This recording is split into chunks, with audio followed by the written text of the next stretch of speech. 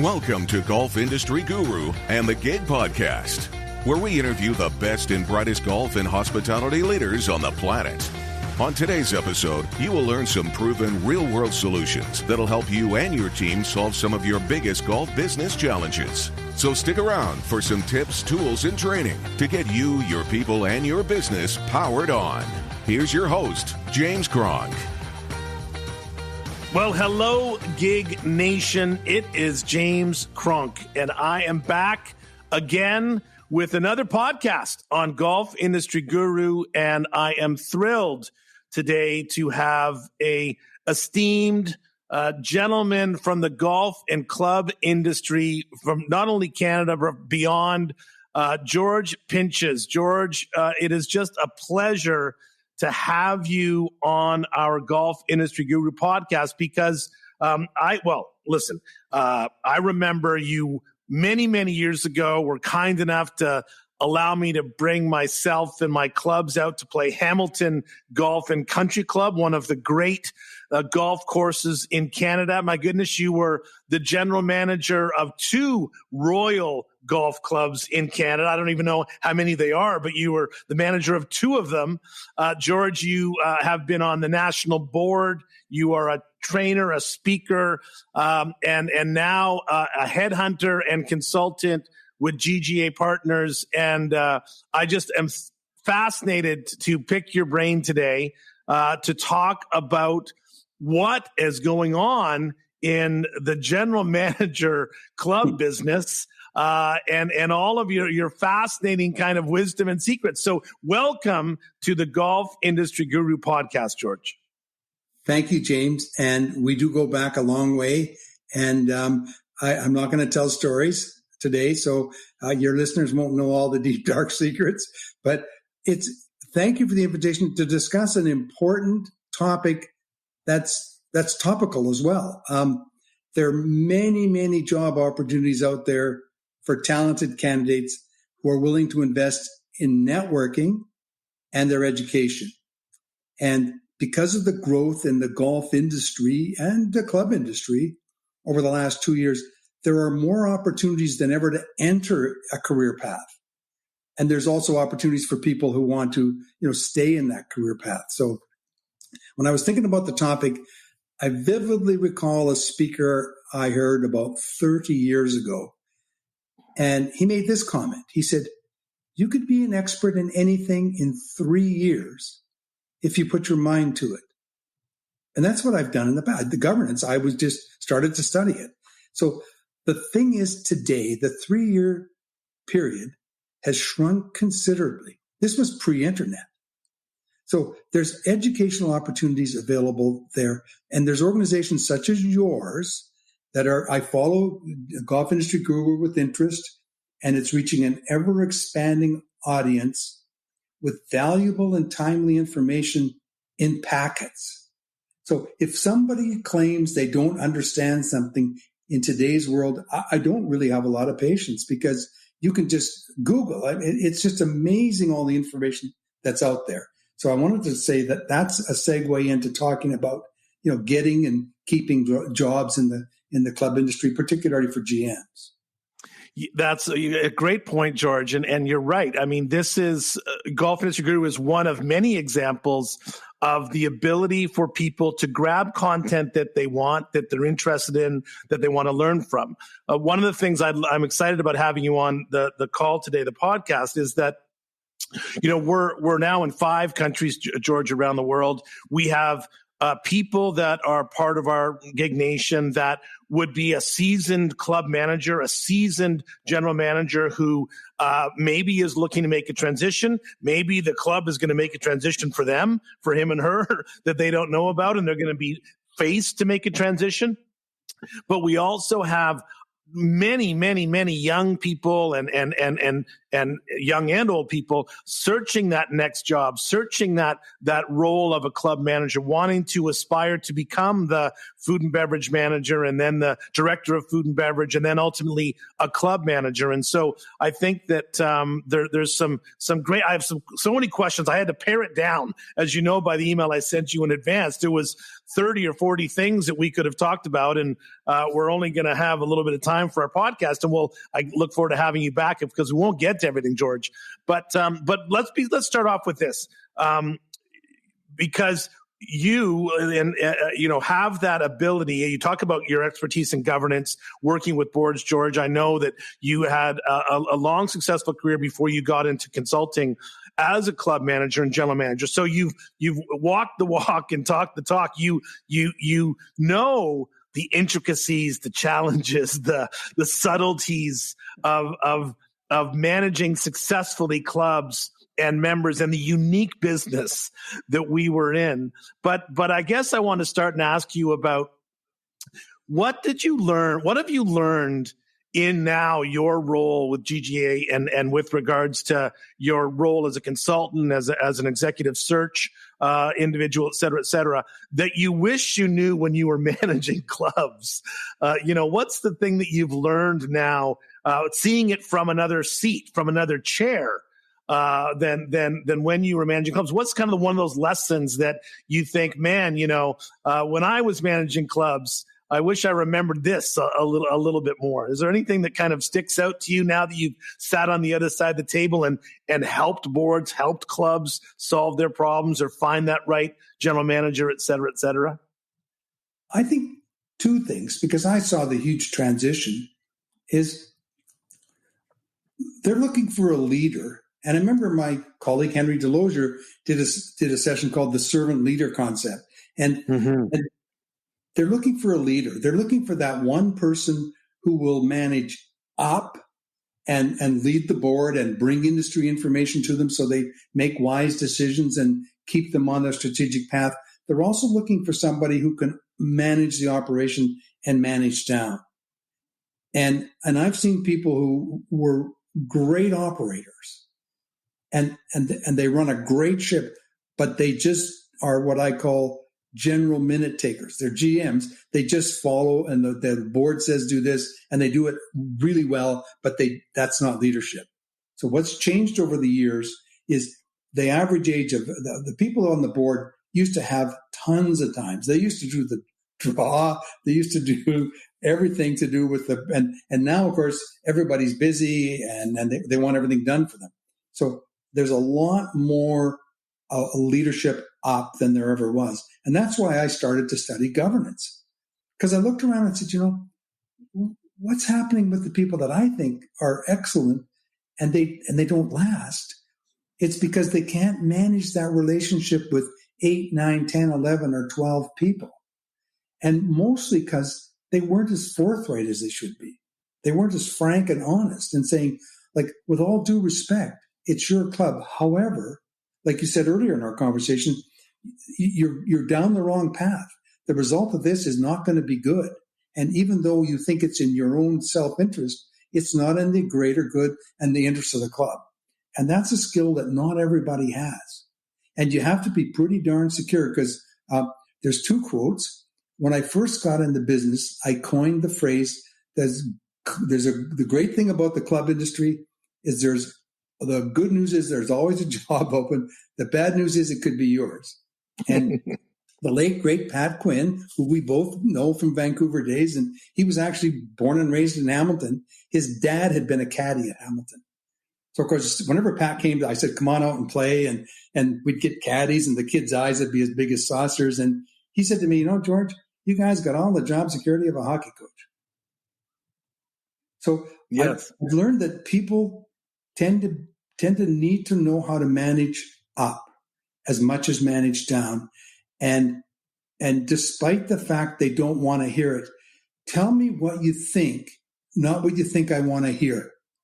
It took me a while to understand that, because I was forever saying, well, on the one hand, this, on the one hand, that. And the one guy said, look, don't tell me that anymore. Tell me what you think. We're paying you a lot of money. Tell me what you think, not what you think I want to hear. Has the last couple of years changed? I mean, when I open up my email every day, there's a job posting for a general manager somewhere. And I've often referred to, when I've sat with boards or I've tried to talk with clients about the longevity, the tenure of an average general manager in North America or wherever it might be. I mean, it's not very long. Is there something happening that's different, that's been generated by the pandemic, but generated by what's going on? I mean, obviously the boom of golf, there's all kinds of other things. You know, there's the decline of volunteerism, the things you spoke about with regards to what boards are looking for. But is there something going on, George, that you find are different in the conversations you have when clubs call you up and say, we're looking for a new general manager? Is there something happening in the industry that you could share with our listeners, do you think? There's a number of things, James, and one of them is the shorter tenure. The talented managers want to continue to grow, and they want to be challenged. My friend Brad Pinnell used to work with me. He said, I don't want to come in the morning and turn the lights on and then turn them off when I go home at night. I want to be challenged. And when I first got in the business, I remember sitting around at a conference with a bunch of people, and they'd all been at their club 20 years. Those days are gone. And I changed job. I had 5 different clubs. And my dad would say, what is wrong with you? But nowadays, it's typical. And the only other thing is, in some cases, people don't want to relocate cities, but they want the career path. If you want a career in the club industry and you're sincere about growing as a GM, you might outgrow your market and you may have to uproot the family. But so the tenure is generally shorter. And when I sit with the committee or the board at the beginning, I say, well, we should try to find a person for 5 years. And they go, 5 years? I said, 7 if everything's working. Because they're going to, there's the thing is, either the club grows, and through the pandemic, some of them have, and you don't. Or you grow and the club doesn't. In either way, it's time for a move. The other thing that happened, there must have been a massive growth 20 or 30 years ago, because there's been a lot of retirements. Not everything's because somebody quit and took a new job or got fired. It's because of retirements. COVID had 2 impacts. Like you, I speak to managers across the country every week. And over the last 2 years, it's never been more challenging. I've never been happier to be a former club manager than be a manager. Every manager was under the microscope. And if they were at a member-owned club, they might talk to their president every 3 weeks. They were on the phone every day. And they'd get it set, and then the government would change the rules. And the boards were meeting weekly. So 2 things happened. Clubs, and my colleague in Dublin wrote a great article about it, how they appreciated their general manager, and they were just so thankful that they led them through this pandemic, and they were grateful. The other thing happened is the boards and committees said, gee, once they've been under the microscope, our GM's not that good, and it's time for a change. So in both cases, it drew a change. And the other thing that happened, and I think it's called the Great Resignation, a lot of people left the food service business. Some people left up at the GM role. I know a recent one in Vancouver who said, I don't need this anymore. I'm going to do something different. Another guy from St. George's, he bought a farm. And I think he's raising sheep and making whiskey or something. I mean, there's life. We're going to talk about that. There's life after club management. The only other factor I can think of is there are a few clubs that own their market. And because they own their market, people on the career path want to be there. And if that opportunity comes up, it's only if they're 2 years at a club or 3 or even less, they're going to chase that. So all those factors mean I've never been busier. It's been insane. Yeah, I agree. I mean, and for those of us that are actively involved in clubs, we all know these challenges of labor and costs and demands and people's expectations. I think what's interesting, though, I've seen a little bit, George, in conversations with boards and with members as well, I do feel like there's been a bit of a power shift with regards to pre-COVID, when the customer and the member demanded expectations, whereas now they appreciate what they get. a little bit more. Whether it's a club that has a full tee sheet and now all of a sudden they're just thankful they're a member. They've got somewhere to play, and they can actually play somewhere on a Saturday morning, or whether they now are starting. I mean, you have to live under a rock to not understand the labor shortages going on in countries everywhere.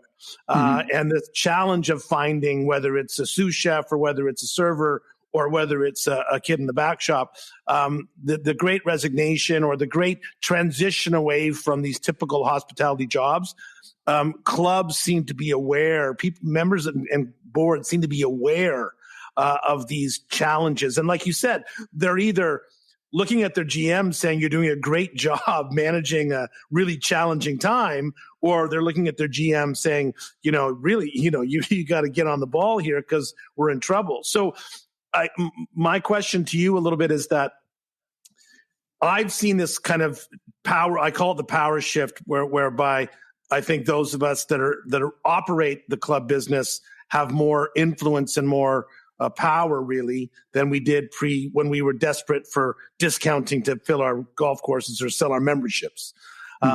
There's been a transition, but has board expectations, like you talk about what they're looking for and you talk about leading up and good governance. When you're meeting with boards that are searching for a GM, what are some of the things that they're looking for that maybe are there things that they're looking for that are new? Or that are different, and can you if you're a GM that's going to go sit in front of your board, what are those boards looking for now in this day and age? Well, a nice segue, HR. Either you better understand HR, or the club better be big enough to have an HR person, and because human resources is huge, and we just talked about it. Business, you and I have been around long enough to know clubs really now operate as a business, the private clubs. It used to be like, oh, well, it's just a bunch of people and blah, blah, blah. No, it's the business skills and HR skills are very, very important. The newest one in my world, innovation. It used to be, you could be very successful in the club industry by doing things about 2 years after they did it outside, because members didn't like change. No, that's changed. You have to be innovative. That's a new one. The same old ones, finance, communication, interpersonal, relevant experience. The other new one for me, and the light went on a few years ago, we hired a guy for a club in Calgary, and he'd worked at clubs as a kid, and then he'd managed high-end restaurants in Toronto, and he'd opened the new Toronto Film Festival venue and everything. He came back into the club business, and they loved the fact he'd been out of that cloistered, sheltered club, private club world, out in the, what I'll call the real world. So non-club industry previous experience is huge. And it never used to be. Clubs are finding somebody, well, I want them to have worked in clubs because clubs have their own culture and tribal dances and all that kind of stuff. It's a different world, but they want somebody who's been in a P&L business environment or some environment other than a club. That's new. Well, and so that leads into the question about kind of, pedigree, like when so let's say you're a club manager, or you want to aspire to be a club manager, and you're kind of looking at, like, I tell the story, George, when I wanted to get in the golf business, I was 28 years old. And I just knew one thing. I knew that the person that I worked for was going to make or break my career. And so there was only two individuals in Vancouver that I wanted to work for. And I waited months until one of them gave me a job to go clean clubs in the back shop. Right. And it was Jim McLaughlin and Tim Tate. And I was ultimately eventually was very fortunate to work for both of them. But I waited months before Mr. Tate gave me an opportunity to come in and work for $3 an hour. Yes. And all hours of the day to scrub hooks in the back shop. Yeah. But so when you talk now, let's get into the executive search process and this kind of getting the job, finding the job. being hired for the job. When you are looking at your resume, do you follow that kind of path of, it's the clubs that are listed on your resume where you've worked, and that is where the board is going to go, oh my goodness, if she worked at such and such a club. Yeah. And so, boy, we want, our members are going to scream if they know that they work there, or they're going to love it if they know that they work there. So it's that kind of resume of places, or is the pendulum swing towards, like you talked about, the skill set and the experience and the maybe working in outside the club business in a different industry? I mean, is it your roles and the places you've been, or is it your skill set? Does the pendulum swing in either direction, or is it down the middle? The simple answer is both. If somebody has worked at a top club where service expectations are very high and you have to be on the ball 24/7. And first of all, that's expanded. It used to be just the top tier. Now it's competitive everywhere. But the simple answer is scope of position. You want somebody who's been responsible for a big budget and done big things and all those kinds of things, the experience, regardless of the setting. And then you like it if they come through on a pedigree. Because the committee, if there's a committee, they're all, that person worked at ABC club and, I would just love to play there, but I can't get on, yada, yada, yada. They're impressed with that. But we have to pull them back and say, no, that's great. That gives them a certain understanding of very, very high expectations in a very, very private world. However, they were directed what to do. They didn't have a scope or size to their position. So pedigree impresses members sometimes, regardless of the facts. I remember getting involved. There was about 4 of us from GGA, and we did this major club in the States, and this is quite a few years ago. Its budget was $30 million US tops, and it had this unbelievable reputation. It was a mess. So pull back the curtain. Some of these places, it's location. They're not that good. So the preference is to have a candidate with non-club and the scope of the position. And if they happen to pass through those other clubs, it's going to impress people. And if you're the candidate, you really have to tear apart the posting. Just don't say, they're looking for so-and-so, and then respond with what you think they want to hear. No, read it. And if you have a spouse, show it to them and say, what do you think they really want? Because you got to tailor it. It's not your resume that you've flooded the market with. The cover letter and resume have to be specific. And if you're lucky enough to get an interview, you better be able to talk about what you know by then through your research. And I mean, if you network, you can phone the people. You can phone the guy that was the manager, even if he got fired. I mean, give me a break. They'll pick up the phone. If you've networked. If you haven't networked, well, who are you? And why should I talk to you?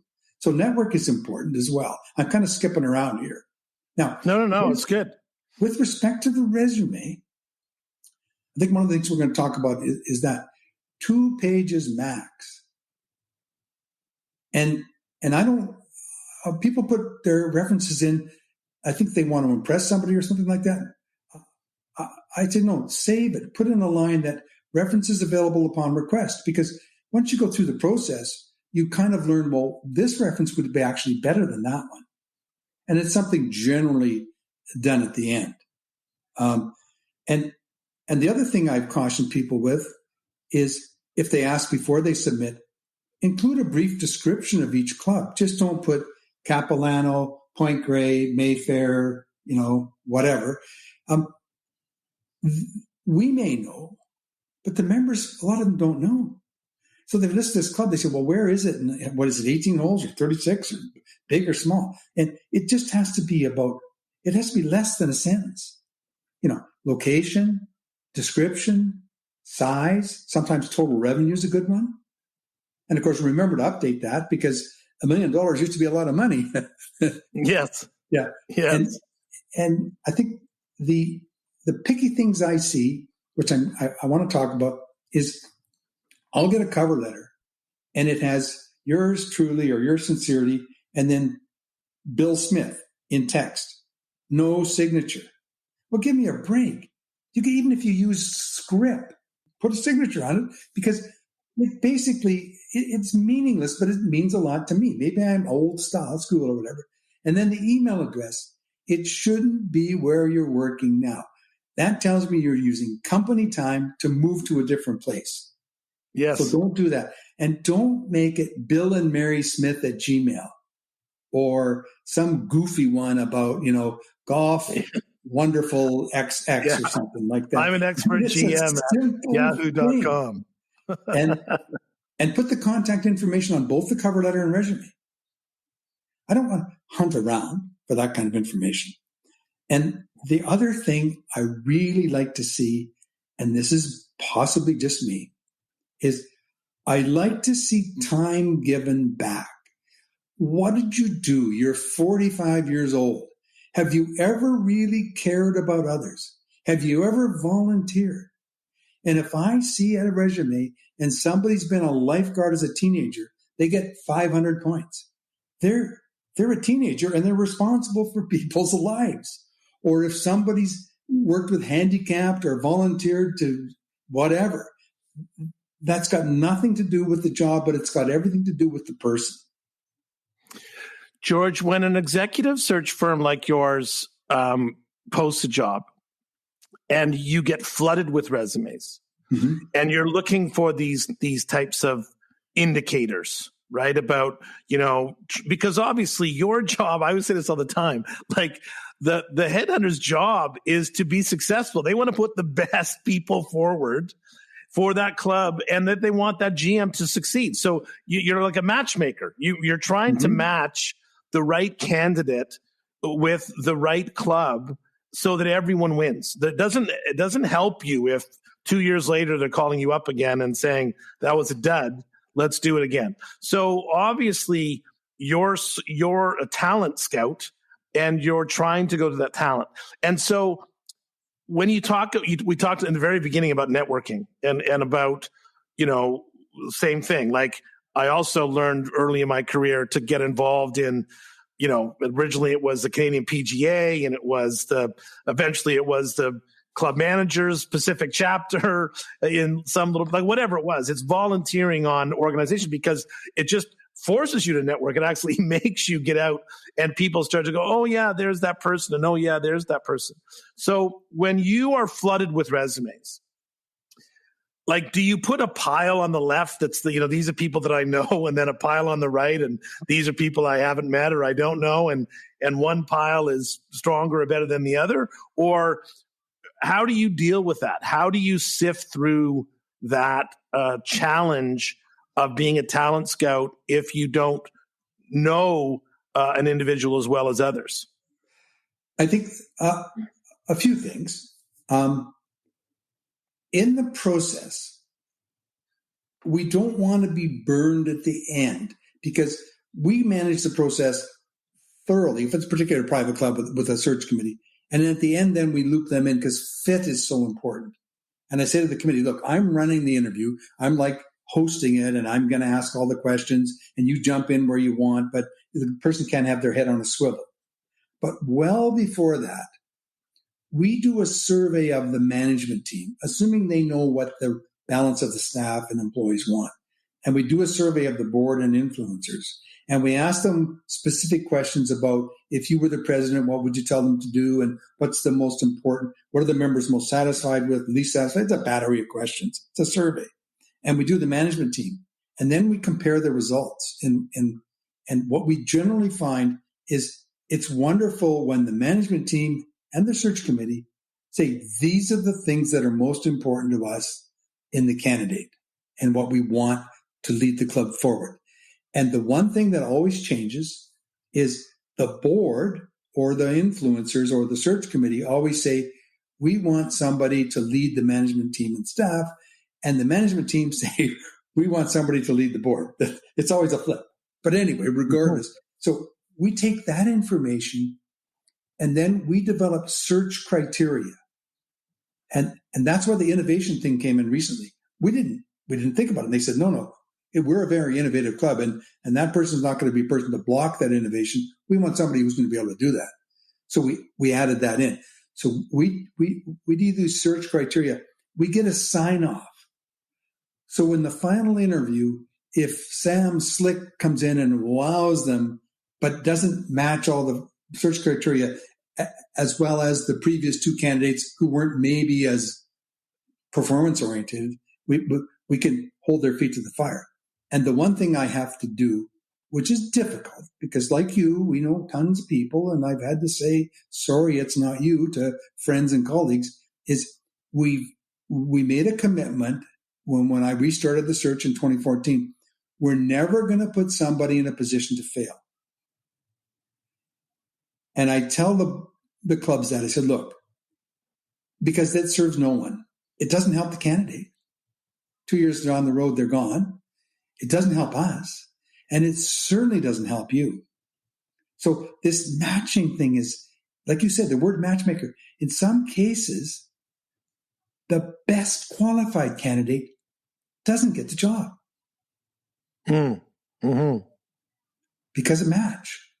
Because, well, and the other thing we do is when we do predictive personality testing, company I met in Vancouver. I did a presentation. He did one after. I stayed for his. We got together and we used this company to do predictive personality profiles. And some people say, it's hokey. We don't do it. We do it in virtually all of our searches. Because if somebody comes across as very aggressive and domineering, this test will say, oh, yes. And here's some questions you can ask to sort of drill down on that area. Because if it's a concern with you and a concern with the group, we share that with the group. So there's ways to do that. But we've never put somebody in a position to fail. And touch wood, we've generally been quite successful. And I've actually placed at least one candidate twice, because he was 5 years, lit it up, but he was ready for a move. He'd outgrown the club. That can happen. Well, 100%. And I mean, GGA in so much of the work that you all have done and has grown. I mean, the company, I've watched it grow from, Stephen and back in the day and Henry. And now, the scope is obviously significant and the executive search side of it. I think, we not to go backwards, but I mean, it's become a science. Like it's really become a science, as you're talking about, right? When you talk about surveys, you talk about testing and matchmaking. It's no different than the matchmaking process. You want a person to be successful, and you talk about George about Sam Slick in the interview. I mean, I'm pretty good at BSing people left, right, and center. So people have different skills, that they can use. And so, what in the interview process, like what are some of the things that you advise when you meet with your candidate and say, you're going into the interview, or I'm going to have you there. What's some of the advice that you give candidates to make sure that they show their best light or their best presentation? Obviously, obviously we have to be authentic. We have to be real. We have to be ourselves. It's like you never want to fake the first date, because you're going to have to keep that up for forever. So you obviously better be yourself in the process. But what are some of the things that you've seen, George, that resonate with search committees? And then what are some of the things that you've seen turn off a search committee about a candidate that candidates have done that they would have regretted afterwards? Well, and we've touched on it. It's such a small world, the golf and club world. Lying.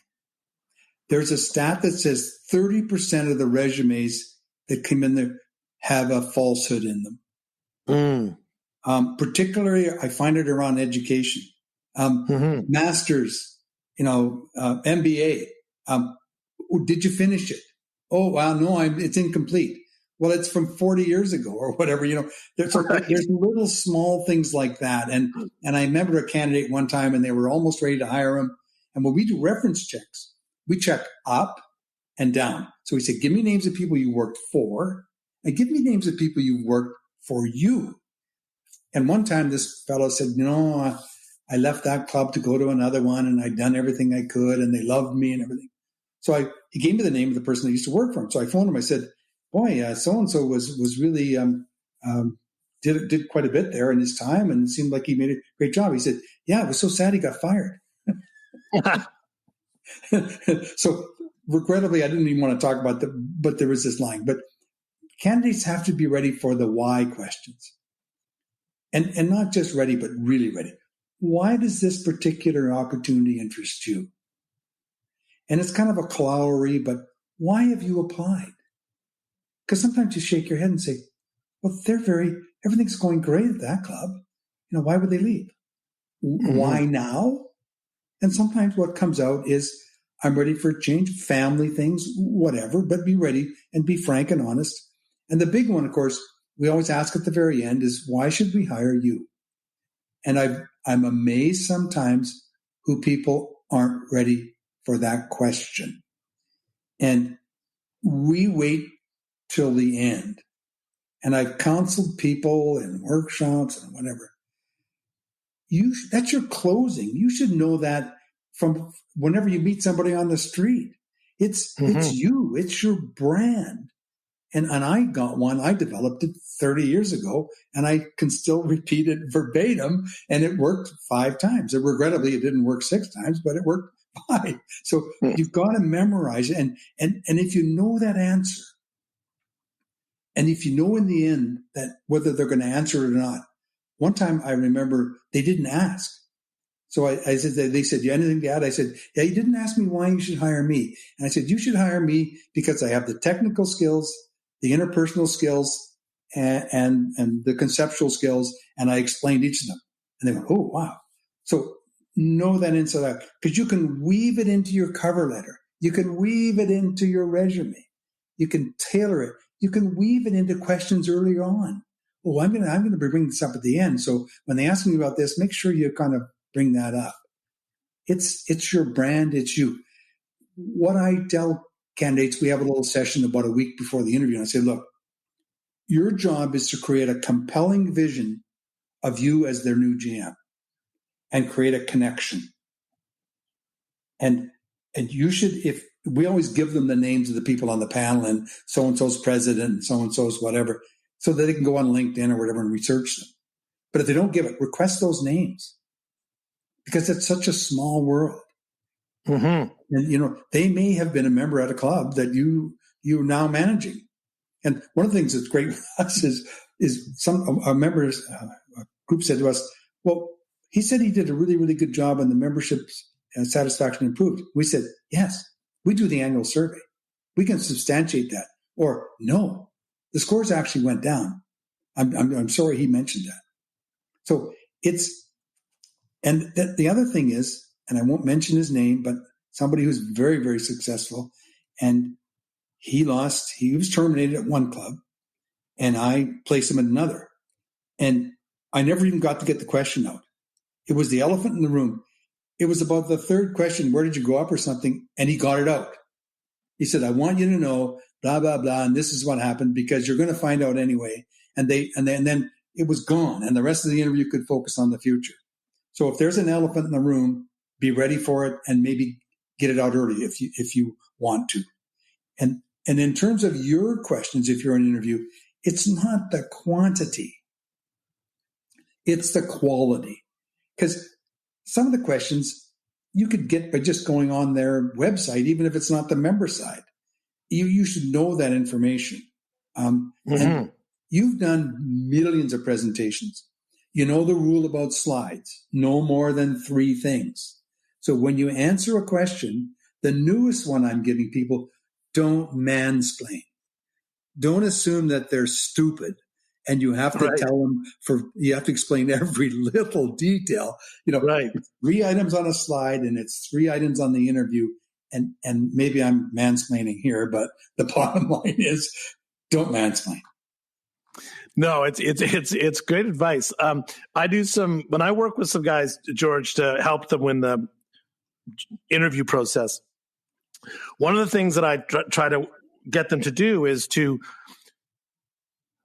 first of all, identify your 5 skills that you want to talk about. Let's just say, right? Yeah. But then connect those skills to a story and like an example, right? And so, the example might be is that, so what's one of the skills that you think would really help our club? Well, I really feel like, I'm really good at financial management. And, I learned that from my job at such and such, where I worked with the president of the club, who was the vice president of KPMG, whatever it was.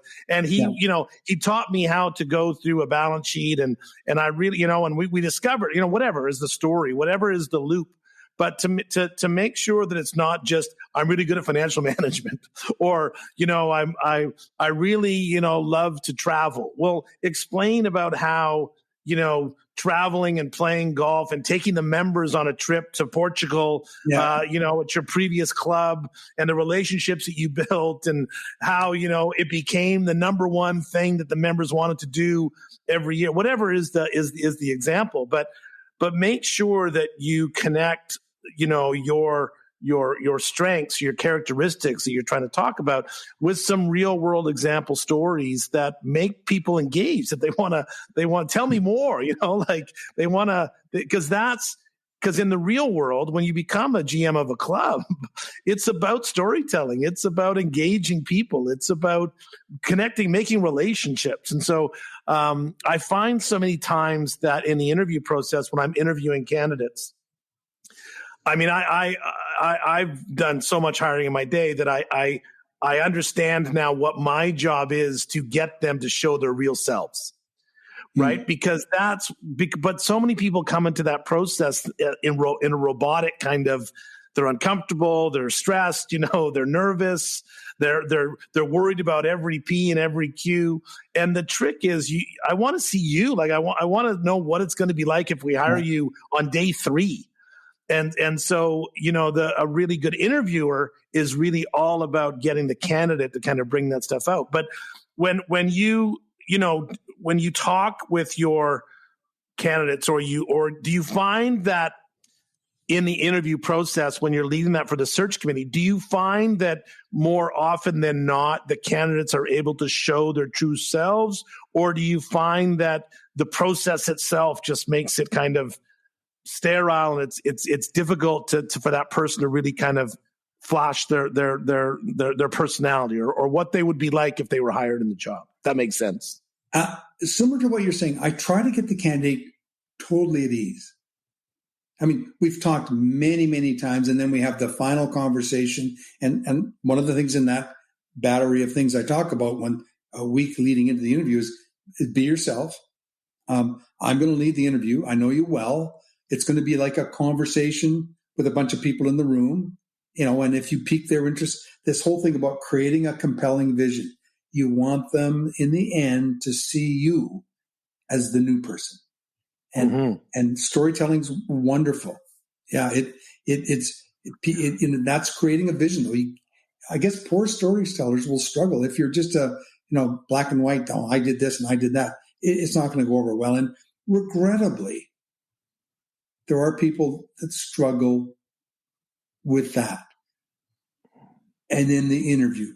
But if one of the things we do, we always we have an essay question, and we have almost like a mock board meeting. And we send the candidate the question 2 weeks in advance and say, look, we're going to give you 15 minutes. And it could be, what's your 30, 60, 90 day plan? Or we could pick something from the club and they're going to head into a new major renovation or do something. And we build a question. We say, you've got 15 minutes total to speak to this as if you were presenting to the board. They want to know your ability to in an organized way, and your thought process, explain something, and your ability to convince people to do things. Because you're the great convincer.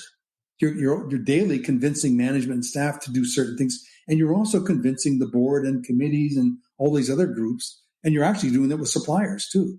So you've got to have the ability to communicate, and you've got to have the ability to do it in an organized manner. So we have this sample because we say this gives you an opportunity to see how they would perform.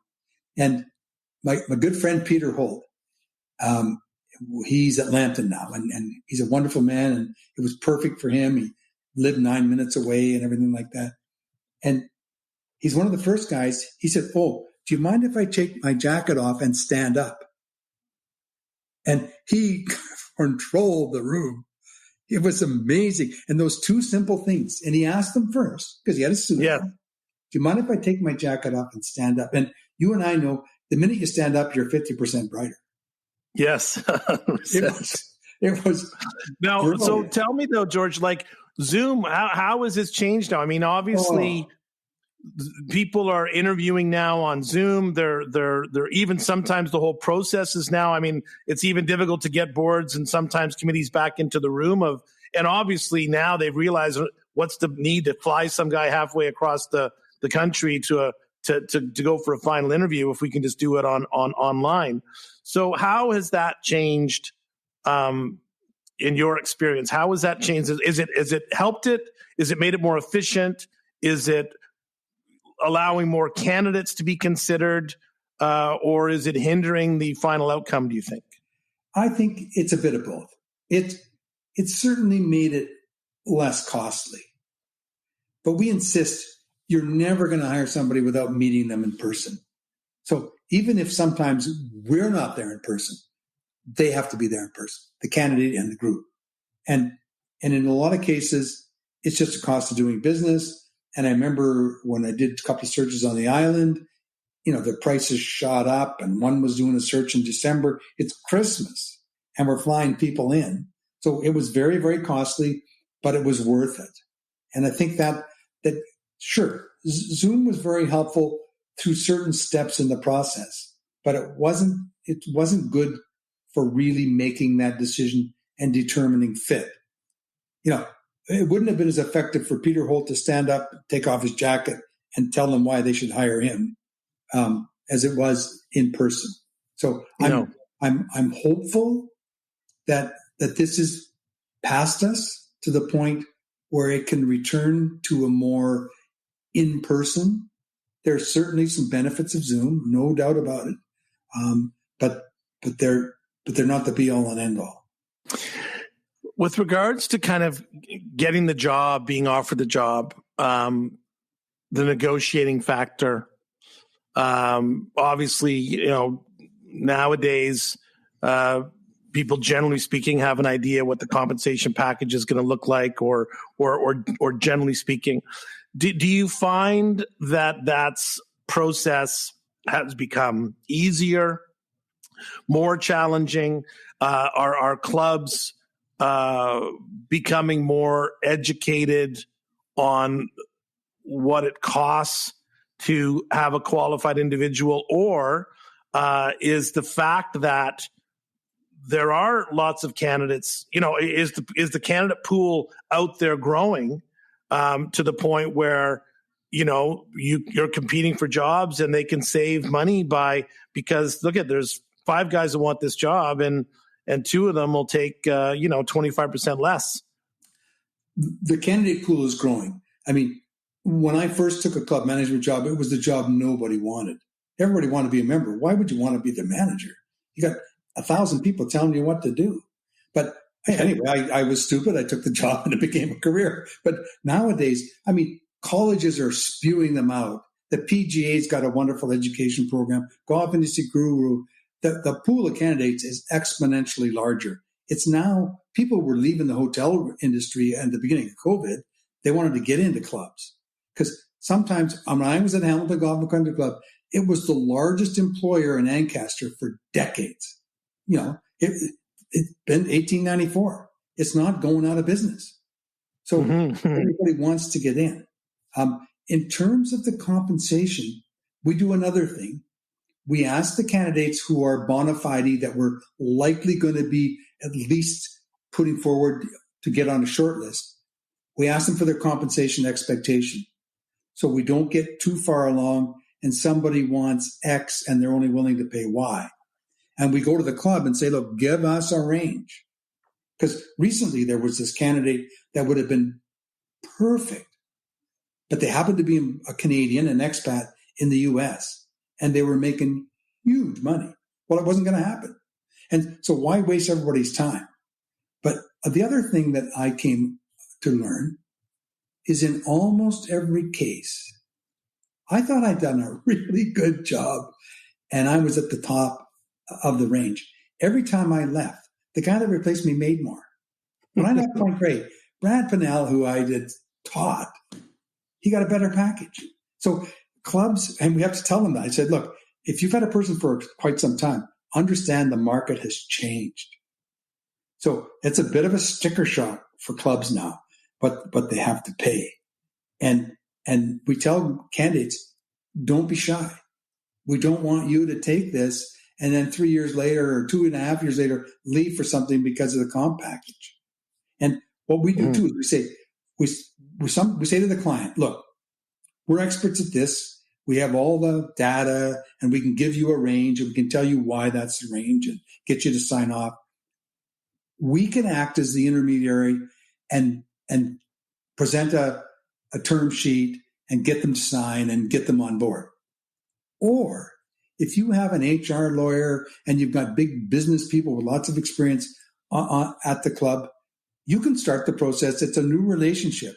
It's going to be you in the end anyway. So we offer that, and there's no additional charge. And probably in 75% of the cases, we do the initial. Because if there's some tough talk or there's some disappointment, or it's better us fielding that than spoiling this new relationship. Mm-hmm. But yeah, that's another good reason to get in the club. And they're not paying peanuts. They're not paying $3 an hour to scrub hooks. And you worked with Jerry Shadlane too, didn't you? I worked at Capilano as a bartender, like as a banquet server, because that allowed me to play Capilano Golf Club on staff Mondays. Okay, so there's a reason for everything. I had one shift, a good one. Yeah, I had one shift a week so that I could play one round of golf. Oh, you're amazing. A week, and that was So obviously, some great place, and like you, George, and so. Tell me a little bit about the work with GGA and you know for one of our Gig Nation that is either a club manager that wants to kind of be considered in this potential pool when job postings come up, they want to move themselves forward, or they're a club that's looking to find a position or find a role. I know you guys do all kinds of different work, but the GGA has certainly grown and expanded and as a leader in the industry in so many ways, as a consulting firm, as an executive search firm. Is there any secret sauce, George? Is there any kind of mantra that you would that you find is what gets you and your organization, the work that is so evident that's out there? There's a few things. And Henry, who Henry's wonderful. Brilliant man. And I remember we developed the club governance model with CMAA in 2007. Another great man, Fred Laughlin. And we developed the board policy manual, a template and everything like that. And I joined them, and I'd studied governance, so I started to get the odd governance assignment. And I said, well, I'm charging clubs to do this. They said, no, you give it to them. It's information. They're going to find it anyway on the internet.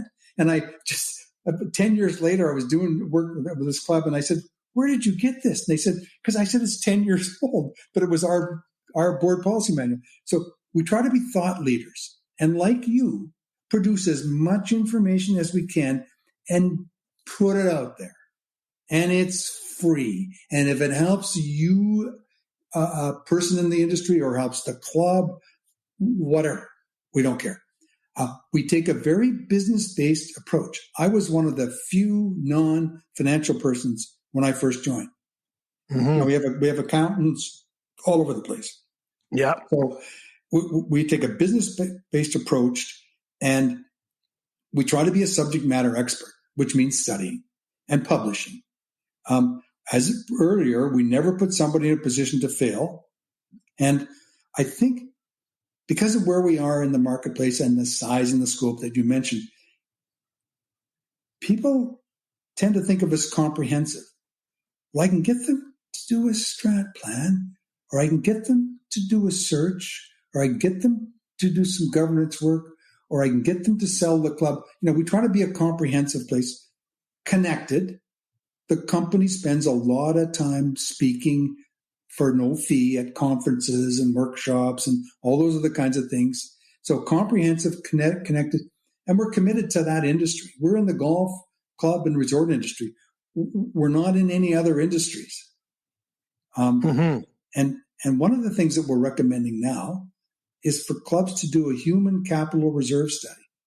It's not a capital reserve. It's a human capital reserve study. You got to plan out for a number of years your HR. And when we really focus with clubs, you don't even know, but you have a brand and you better guard that brand, or you need to work on your brand. Now, I want you to ask me another question if we have time. Of course, we have time. Is there life after club management? You were going to ask me that one. Well, there obviously is, because look at you. I mean, look at you. You decided that, talking to people about French fries, you'd had enough of that, explaining that to members, and have parlayed into you're probably. I thought you wanted to retire, but it seems like you're busier than ever. No, I'm transitioning out. I never want to decline a golf game. Anyway, yeah. But is there life after clubs? There is. And the GM's skills are particularly transferable. There's you and Scott. There's two right there. There's Kevin and Shelley. In the U.S., there's 3 and Jackie and a lot of the guys at KKW. But so there's 2. I want to tell you a story. My friend and colleague, John Adams, he's in Florida. It's a conference, and it's after the conference, and they're out at a restaurant and everything. And some lady with way too much perfume on and a wig and everything starts choking. The waiters, it's like you shone a light and the mice all ran. The maitre d' and they're so afraid of being sued, everybody leaves. Everybody's sitting there watching this woman choke. Well, John gets up from his dinner, walks over and does the Heimlich maneuver, saves her life. She spits it out and everything. No, thank you, nothing. He's covered with makeup and perfume and everything. He's got to go home and have a shower. And that told me everything, because they're the adult in the room. Every day you go to work, you're responsible for X amount of employees, and you're responsible for X number of members, and you're the one that's looked on. And so being that responsible person who's willing to take charge is huge transferable. I mean, when I first got in GGA, they'd say, well, we should do something. Oh, I know about that. Well, how do you know about that? Well, I had to know everything. So that's true. And then Kevin McDonald, and you know Kevin very well, and his coaching. And when he was coaching during the recession, 2008, 2009, there were so many managers getting punted because of economy. And I remember him pleading with people and saying they were so beat up. You are better than that. You have these skills. You are employable. Don't get browbeat by people whining and complaining all the time. You are better than that, and you are a great person, and you have these skills, and go out and get them. So those two things bring it home to me that there is a life after club management, and some people have been transitioning out, and we mentioned a couple of them. I don't want to mention people by name, but they leave with this commitment to people above and beyond. If James Cronk's driving down the highway and there's a problem, he's pulling over, putting his flashers on. And Scott's doing that too. And I'm doing that, because it just becomes innate after so many years of being responsible. Yeah. And of course, the other thing I would give advice to people is you are your brand. Even on a road trip, don't do something because it's going to get back. And there's been some people lose jobs over that too. Well, I'm away from the club. It can't possibly. No. When David Miller and I was the pro in my Hamilton, he and I used to joke. We used to shave to go to the liquor store on Sunday because somebody's going to see us. Oh, this is our manager. Yeah. That's true. Or someone's going to, if you're a young up and comer, someone's going to see that you might be one day the manager. I mean, I remember Jack McLaughlin used to talk about his golf pros not wearing jeans when they went to the Canuck game, because you're going to run into members, you're going to run into the board, and you look the look. And I think that's George, a couple takeaways. So first of all, thank you so much. What so many wonderful insights. But I loved a couple things that I think we touched on that I think is so valuable for a club manager today or a future club manager of tomorrow. I mean, the issue about networking, right? And about first of all, networking and your brand. And when you're scrubbing hooks in your first job at a golf club, you have already started your brand. However you talk to the members, however you do your job, however you are as an employee, whatever you say, wear, and look and feel, and all those you build your brand all the time. And I one of the things that I'm always so impressed by in our business, and like you talk about, it's a small bit. And George, you and I both get a chance to travel and go to all kinds of places. It's actually a small world globally. The club business, the golf business. It's even globally, it's a small business. And what I'm always fascinated by is that the successful club managers that I come across, you have to love engaging with people. Because and even the difficult ones, you have to enjoy that challenge of managing people, whether and like you said, whether you're managing up with your board or managing down with your team, or even just managing the members on the first tee. The managers that I see that are successful have a love of that. And also, when I see a manager burnt out, I also feel like sometimes they just need a new group of people. Yeah. Like when you talk about the fact that you can leave, and I would never, I've said it many times, George, I would make it as a private club GM for about a day. That's why I never call you. I know not to call you. Yeah, you do not. No one ever calls me, because that's not what I love to do. I love to tell people how to fix things, not nicely, just quickly.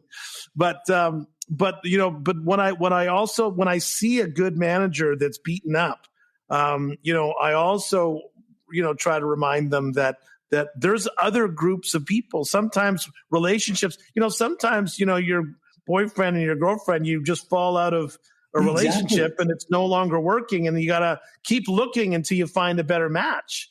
It's no different from a club.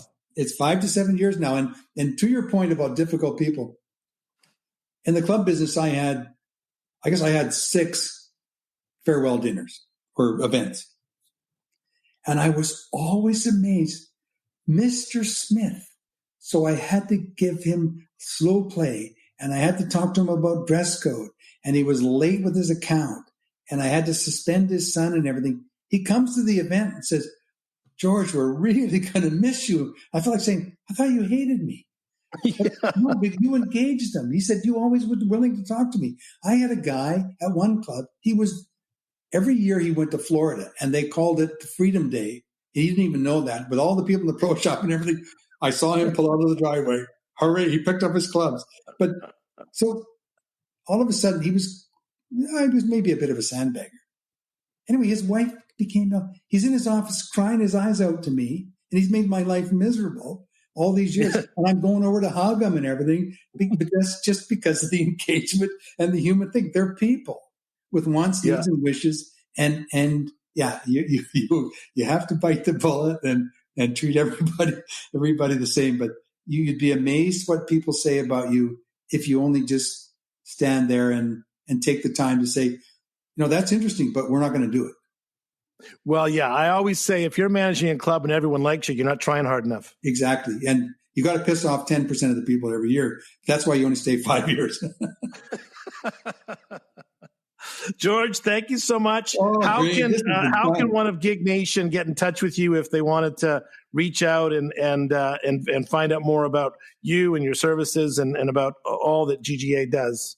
basically the GGA website. Yeah, GGApartners.com. And there's tons of free information there. They should visit it and bookmark it, because we're publishing stuff all the time for National Club Association or CMAA or Boardroom Magazine or all those things. We're always out there with new information and hopefully up millennials. Michael Gregory's done this unbelievable research with millennials. Yes. Oh yeah. Believe me, yeah. I'm one of the first people to read all the stuff, because it's true. For all the time, I've always thought that GGA has done a wonderful job of, as you said, sharing content. And we all, like, there's nothing original. We create data. We create insight. We provide opinions, and then if it helps the industry get better, we're all going to be better for it. So it's a wonderful thing that the organization does. So George, thank you so much for being our guest. Ladies and gentlemen, Gig Nation, thank you so much for listening to today's podcast. I know that there's some nuggets there for you to take away in your career, and look forward to being with you again soon in the next Golf Industry Guru podcast. Thank you so much. Thanks for listening to the Gig Podcast. We hope you enjoyed this episode, and mostly that you learned a few things that will help you improve your business. Join us next time as we continue to bring you the best and brightest golf and hospitality leaders on the planet. Thanks for listening.